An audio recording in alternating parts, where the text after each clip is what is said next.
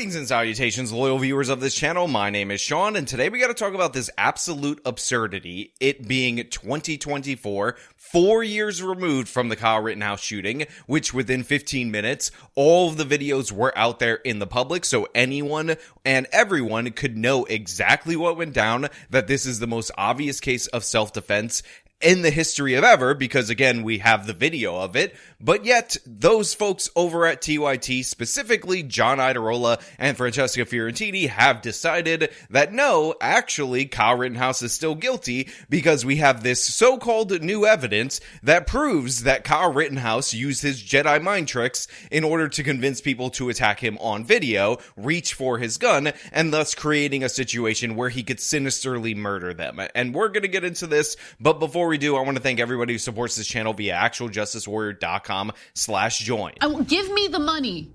Give me the money.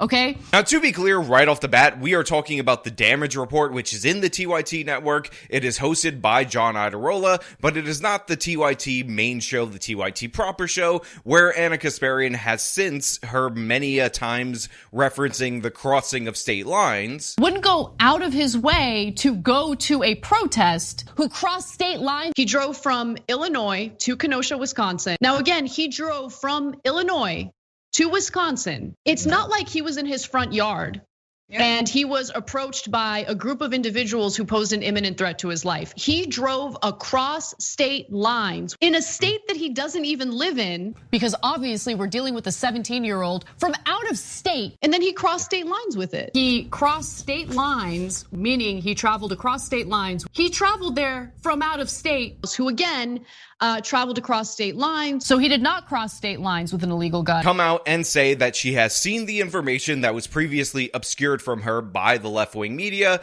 and said that Kyle Rittenhouse acted in self-defense, which we all knew. But John Iadarola still holding a candle for Kyle Rittenhouse being guilty, being an evil white racist filled with evil white racism, even though there's no evidence of that, and what he's going to present is not evidence of that. At this point, you probably don't need to hear a person like me with my political opinions tell you, hey, Kyle Rittenhouse may not be a great person, and his accounting of what happened before he killed two people might not be 100% accurate. I mean, after all, I don't know the guy. I'm not going to be persuasive. So John Iadarola starts out by saying, you don't need somebody from my political persuasion to tell you that Kyle Rittenhouse isn't a good person, and his account of events before the shooting aren't actually accurate, and the truth is, no, we don't. There are videos of what went down that specific night. You can see people chasing him, like Joseph Rosenbaum, Kyle Rittenhouse running up until the point where he was trapped, Rosenbaum lunging for the gun, and Kyle Rittenhouse shooting him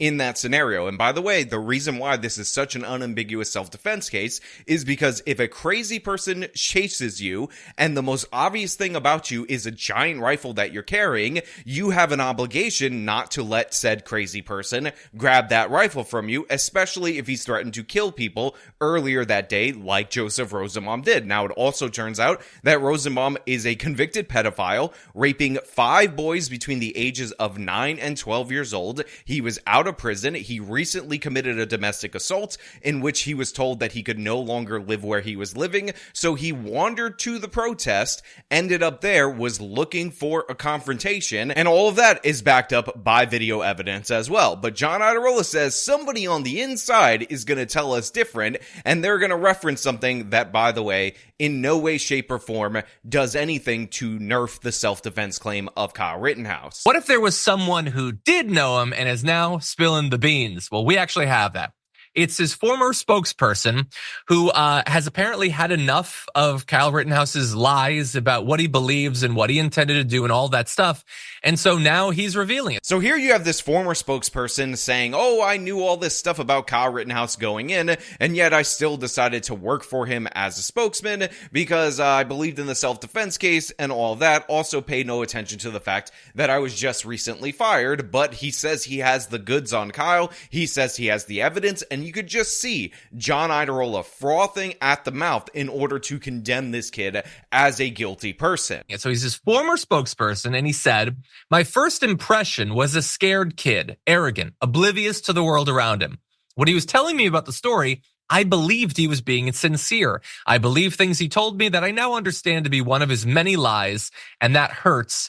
That sucks. Okay, so this is supposedly the goods right here. You have Kyle Rittenhouse sending text messages in response to a CVS shoplifting that he saw, that, by the way, we have video of. It's the video that the prosecution tried to enter into evidence, but it was considered propensity evidence, aka something that was not applicable at trial. But John says this new revelation, these text messages are going to tell you everything you need to know about Mr. Kyle Rittenhouse and his evil white racism, and the fact that he somehow Jedi mind tricked Joseph Rosenbaum, Anthony Huber, and Gage Grosskreutz into attacking him. He believed his self-defense claims initially until he learned of a number of text messages that Rittenhouse had sent in the weeks leading up to the killings. So the texts were in response to seeing shoplifters at a CVS pharmacy on August 10th, a little more than 2 weeks before the shooting in Kenosha.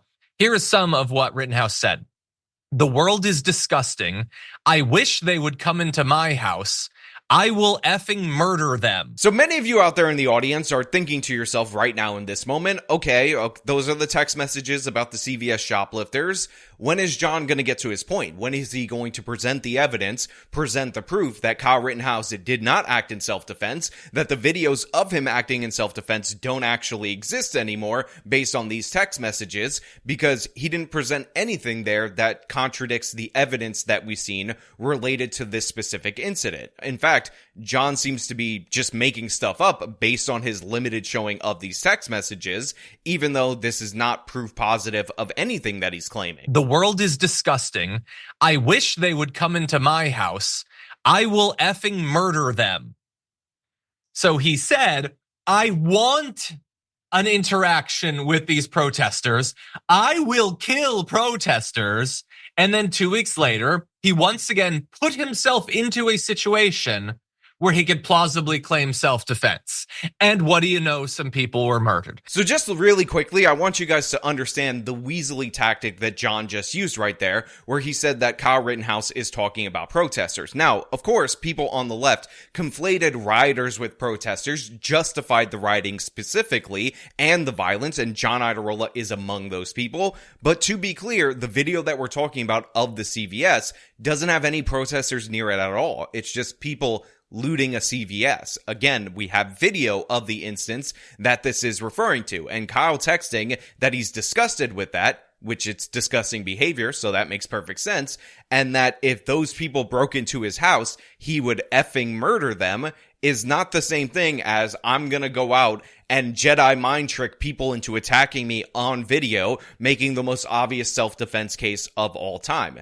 This isn't evidence of anything. John is just trying to amp this up from the Guardian article because he's pathetic in that he can't let go of the fact that Kyle Rittenhouse acted 100% in self-defense.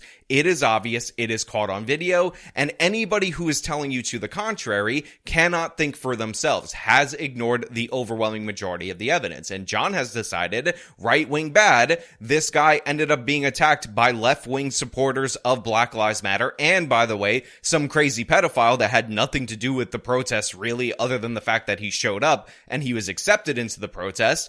And for some reason, John can't let it go now 4 years later. Again, if you've convinced yourself at this point that he was just a good kid, he was just trying to protect other people that he doesn't know's property or whatever, then none of this is going to change your mind. Again, this guy has brain damage. He's like, oh, if you convince yourself that Kyle was just a good kid and he was trying to protect other people but that he doesn't even know his property, then nothing's going to change your mind. John, if you're still talking about defending property with lethal force, nothing's going to change your mind because Kyle Rittenhouse was defending himself. Joseph Rosenbaum was targeting the gun. He was charging Kyle Rittenhouse, chased him through the parking lot. It is all on video, and Kyle has an obligation as somebody who is carrying a firearm to not let some crazy person take it because he might start killing people. On top of that, Kyle then runs to the police. Again, all of this is on video. It's not in dispute. And he is attacked by Huber, he's attacked by Jump Kick Man, and he is attacked by Gage Grosskreutz, who actually pulls a firearm on him, and Kyle only shoots him when he motions to get in a position to shoot Kyle. By the way, one of the things that came out at trial was that Joseph Rosenbaum, according to this drone footage, actually hid behind a vehicle specifically to jump out and ambush Kyle Rittenhouse prior to the chase that you've seen a million times in the parking lot footage that is filmed from cell phones. But according to John Iadarola, Kyle Rittenhouse being angry about shoplifters 2 weeks earlier and saying if they broke into his house, then he would kill them if they again broke into his house, somehow makes him the initiator of force in his own ambush. That somehow takes away this drone footage and erases it from existence. That's how dumb John Iadarola thinks you are out there in his audience. It's almost like we've set up a loophole for like prospective fantasizing murderers. It's almost like that because that's what it is in multiple states. And so I'm glad that Dave Hancock revealed this. It's not going to change anything. There's not going to be another trial or anything, but it is good to at least have more clarity. So John starts talking about how, these right-wingers are fantasizing about killing left-wingers, and then they actually do it, and therefore, they're guilty because they said something that I think is related to them saying something about protesters that actually isn't. And the fact of the matter is, this is one of the reasons why you should be very careful about what you text about, because scumbags like John Iadarola, and by the way, the prosecutor in the Wisconsin case, will try to use these words in completely different scenarios, in completely different hypothetical scenarios, to undercut your right to self-defense when they disagree with you politically, and that's exactly what John Iadarola is doing. It is perfectly normal to say if somebody comes into your house, breaks into your house, and puts you and your family under threat, that you will deal with them with the force required for them to do so. That being said, according to John Iadarola, if you say that in any context, and then later on video from multiple angles, you're attacked by multiple people in the most unambiguous example of self-defense humanly possible, then you're still guilty because you said at one time you would defend your home. And that's you murder fantasizing, according to John Iadarola. What do you think? I mean, well, why not? I know that one of the families of those who was murdered by Rittenhouse is actually seeking damages based on this evidence. I mean, and that we now know about his spokesperson coming out based on a documentary.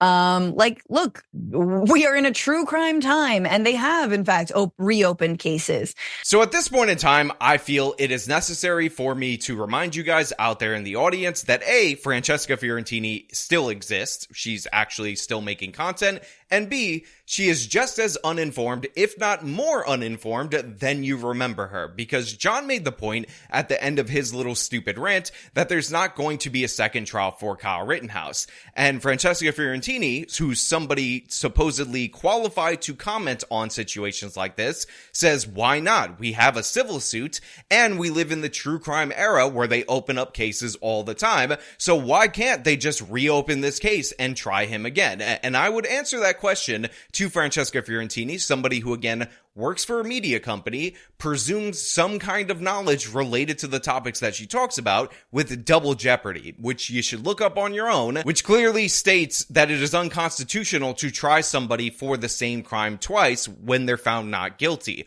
On top of that, there's also a movie called Double Jeopardy. It's trashy, it's from the 2000s, but it turns out if you watch that movie, as ridiculous as its use of Double Jeopardy actually is, you'll have a better understanding of the American legal system than Francesca Fiorentini, a news commentator on the Young Turks network.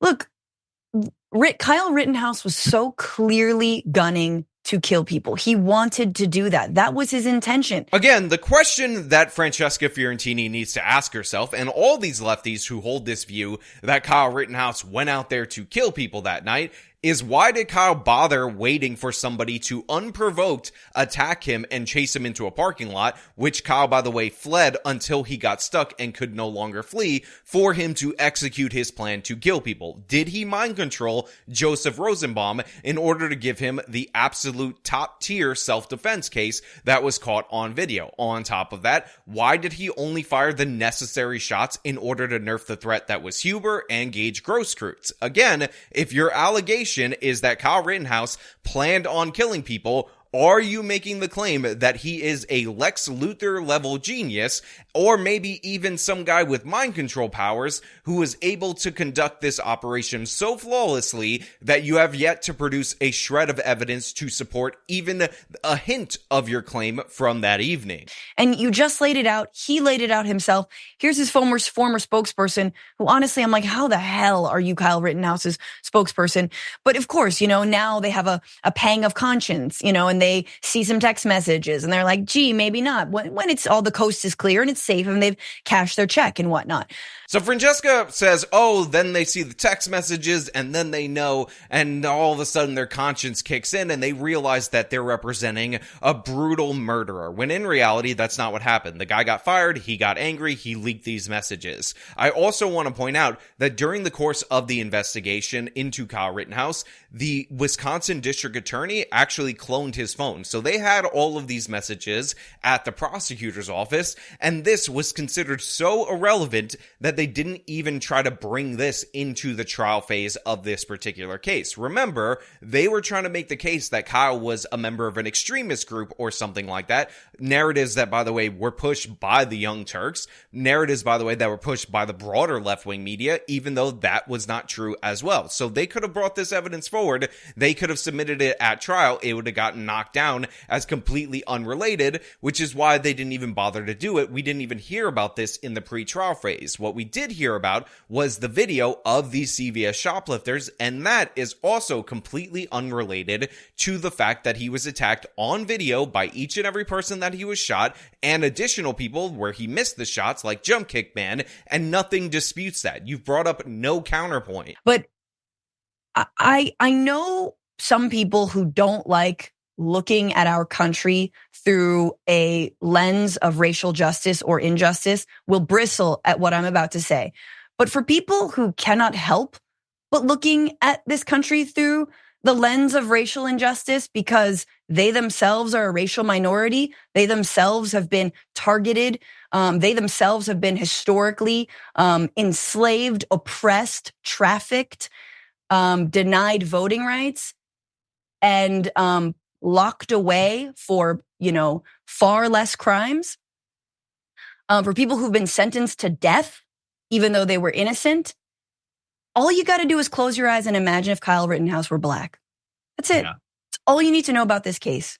You just imagine 100%. If he were black and wonder if he would have gotten off on all of the charges that he got off with. This woman is legitimately brain dead, adds nothing to the conversation. She's now talking about slavery and racism, evil white racism, and making the case that if Kyle Rittenhouse were a black person, then he would not have been found not guilty on all counts. Again, put a black person in the same scenario with the videos, and he absolutely would. In fact, the same day that Kyle Rittenhouse was found not guilty, a black person with a criminal record who had criminal possession of a firearm was found not guilty for shooting at police officers when they were entering his home because they didn't announce themselves properly. Because again, the law is the law. On top of that, Kyle Rittenhouse killed white people. It has nothing to do with black people other than the fact that the Kenosha rioters were rioting over another lie about racial injustice, which of course was the Jacob Blake case, which was 100% a justified shooting as well. By the way, left-wingers like the Young Turks pushed that narrative out there into the public. They encouraged these people to come out and riot on behalf of Jacob Blake, even though he came to somebody's home in violation of a restraining order. The restraining order was put in place because he was accused of sexually assaulting that person. He stole her car keys. He was about to take off in a car with children that he had no right to take, and the police were stopping a kidnapping. On top of that, he fought the cops and had a knife on him. So the shooting was 10 out of 10, most justified shooting of all time, and these Black Lives Matter rioters came out to tear up Kenosha anyway because of liars like Francesca Fiorentini, who decided to make it a story of evil white racism. There was no self-defense in this. He's patrolling the streets with a loaded weapon. He's looking for it, right? And the fact that someone went after him with a skateboard, I'm sorry. Yeah, someone who had seen him killing people. Was shooting at people. Yeah. Again, Francesca Fiorentini just lying right here. Kyle Rittenhouse ended up engaging in the encounter with Rosenbaum, who attacked him, and Rittenhouse shot in self-defense. Then he started running towards the police. He was not actively shooting at people, and he was attacked from behind by Jump Kick Man, Gage Grosskreutz, and Anthony Huber. Anthony Huber started hitting him over the head with the skateboard. That is a deadly threat. That is a deadly weapon, and Kyle only shot when he was on the ground on his back and being attacked by Anthony Huber, being attacked by Jump Kick Man. And when Gage Grosskreutz, who was armed with a gun, raised it like he was going to shoot Kyle. And by the way, he told a friend, and this was posted on Facebook, that he intended on shooting him. So Kyle acted in perfect self-defense. Everybody can see it on video, and you guys trying to reframe it without showing the footage is very telling. No, and remember, like with Zimmerman had a gun, ran up on a kid, and then, now I'm within punching distance. I guess I have to protect myself. Now that he's fighting back, I'm claiming self-defense. That's such BS. Exactly. The person I assaulted does not have a right to self-defense. I do because I assaulted someone is a weird way to set things up. You guys like that summary of the George Zimmerman Trayvon Martin case? It's totally backwards and insane in every possible way. George Zimmerman approached Trayvon Martin. He called 911, suspicious person in the neighborhood. Trayvon Martin, by all logical accounts, started fighting with Zimmerman. In fact, he was banging his head against the concrete, and we have evidence to support that in the head injuries and the blood on Zimmerman at the time that he was arrested. During the course of that fight, Zimmerman pulled out his gun and shot Trayvon Martin. You can feel however you want about these circumstances, and that's fine, but the fact of the matter is, he just made up that Zimmerman ran up and started punching Trayvon Martin, or killed him because he was within punching distance. Trayvon Martin was on top of Zimmerman, banging his head against the concrete. That is just a fact supported by the evidence. Unless you want a legal regime where people who want to kill people can kill people. Certain types of people, sorry. Other types of people still have value in society. And again, right here, they end up feeding into the misinformation 4 years out from the case that Kyle Rittenhouse killed some kind of minorities or something like that with that certain types of people mindset. Again, everybody shot by Kyle Rittenhouse, everybody who bullets connected with was a white person. And you could tell this misinformation is really powerful when you're watching the trial live, because you could see in the live chat people being shocked that Kyle shot white people because people like John Iadarola and Francesca Fiorentini worked tirelessly to misinform you about the case. So yet again, we have another baseless, fraudulent attack on Kyle Rittenhouse by these pathetic idiots who don't know how to let something go and don't even know the basics of the American legal system. Again, Francesca Fiorentini actually argued that because we live in a true crime era, that they might reopen the trial against Kyle Rittenhouse, even though that flies in the face of double jeopardy. You'd have to be an absolute ignoramus in order to believe this, in order to say this, and that makes her a perfect fit for TYT's damage report, in my opinion. But of course, I want to know what you guys think about this down in the comments below. Do these new text messages about a completely unrelated hypothetical scenario suddenly change the video evidence and all of the evidence of Kyle Rittenhouse acting in self-defense, or is that ridiculous and stupid, and are these people pathetic for trying to present that as so? If you like this video, then show me by leaving a like, subscribe for more content, follow me on the social media, support me via the support links in the description of this video. This has been me talking about the madness of TYT. Till next time.